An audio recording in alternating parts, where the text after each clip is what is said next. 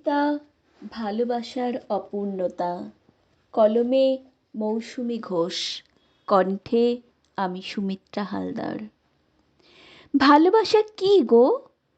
আর প্রেম? ভালোবাসা কি কেবলই কষ্ট? ওই দেখো না, বলাকা আকাশকে ভালোবেসে কত দূরে উড়ে যায়। পরিশেষে আকাশকে কি পায়? ওই যে বৃষ্টি পৃথিবীকে ভালোবেসে সে পৃথিবীতে ঝরে পড়ে, শস্যে ভরে ওঠে, উর্বর হয় মাটি। বিনিময়ে কি পায় সে? নিঃশেষিত হয়ে যায়।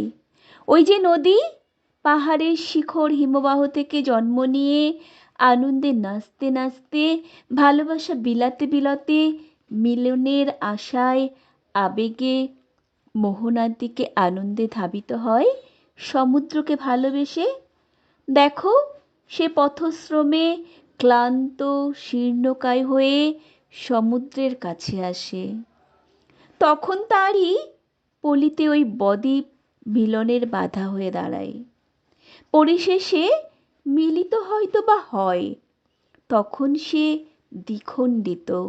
তার ভালোবাসার সবটুকু জল সে উজাড় করে দিতে পারে কই, বলো প্রিয়তমকে? সে তো অপূর্ণতা, তাই না বলো?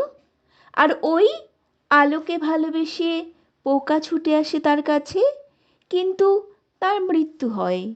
সেও তো অপূর্ণতা, সে তো না পাওয়ারই যন্ত্রণা। ওই যে রাধারানী কৃষ্ণ ঠাকুরকে ভালোবেসে কত কষ্টই না পেল বলো? ভালোবেসে কে কবে পূর্ণতা পেয়েছে বলো? তবে এই অপূর্ণতাতেও সুখ।